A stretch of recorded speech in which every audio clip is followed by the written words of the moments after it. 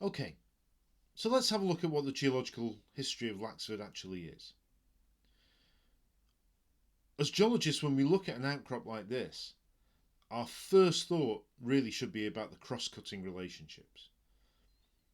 Because to unpick the history of this site, we need to think about how each of these rocks relates to the other, and in particular, in terms of this crosscut. If we look at the rock types first of all, Rock H is a gneiss. It's a regionally metamorphosed, high-grade rock. This is clearly got to be very old, and clearly has been subject to extremely high pressures and temperatures at some considerable depth. This is actually a sample of a specimen of a rock we call the Lewisian gneiss, which is actually the oldest rock in Britain. We then had two igneous rocks. You'll see that there's a random interlocking texture in these two. Rock H had a clear foliation of gneiss banding.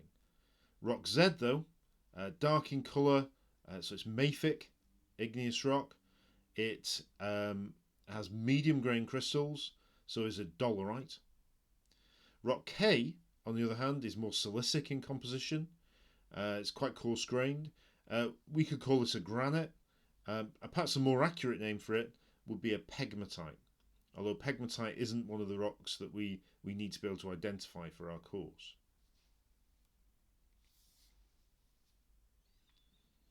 If we look at the relationships between them, this small image of the summary, I think, shows all the crosscut relationships. Rock H, first of all, as we said, is gneiss. That acts as the country rock. It's about 3,000 million years old. It's the oldest rock there because it's the only one that's been metamorphosed. The other two rocks haven't been metamorphosed. We don't see foliation in them. So therefore that gneiss had to be there first, to be regionally metamorphosed before those other rocks were formed. The next youngest rock is the dolerite. This is actually about 2,400 million years old. Still very ancient, but 600 million years younger than the gneiss. Now, this is an igneous rock, and it's been intruded as a sill. The way we can tell that is that most of the time the boundary between these two rocks, between the gneiss and the dolerite, is concordant. You can see that the dolerite here is following the foliations in the gneiss. The youngest rock that we find is this granite or pegmatite. This is actually 1,700 million years old. The rocks in the northwest of Scotland are very ancient. And this forms a dike. We've got an intrusive igneous rock here that's discordant with the other rocks. It's cutting across them. And it cuts across both of the other rocks, so must be younger. You can see at the bottom, just near the pound coin there, how the contact with the granite or the pegmatite cuts across both the contact with the dolerite and also with the foliation in the gneiss. It must be the youngest rock.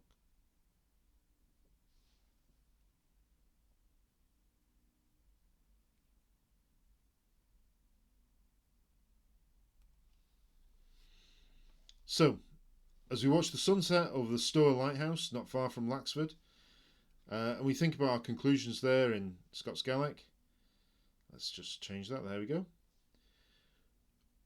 It doesn't matter that these rocks are some of the oldest rocks in Britain. In fact, some of the oldest ones in the world. We can still work out the relative age by applying the geological principles that we've been learning about relative dating. In this case, with metamorphic and igneous rocks, it's cross-cutting relationships that are key. With sedimentary rocks, we might be more likely to use included fragments or fossils or superposition. But with anything metamorphic or igneous, cross-cutting relationships are probably the most important principle we can apply. Now, I did give you some actual ages. I put some numbers on the ages of those rocks that we can't tell just by looking at the rock. We need another set of techniques to be able to do that. But that's for another lesson. I'll see you then.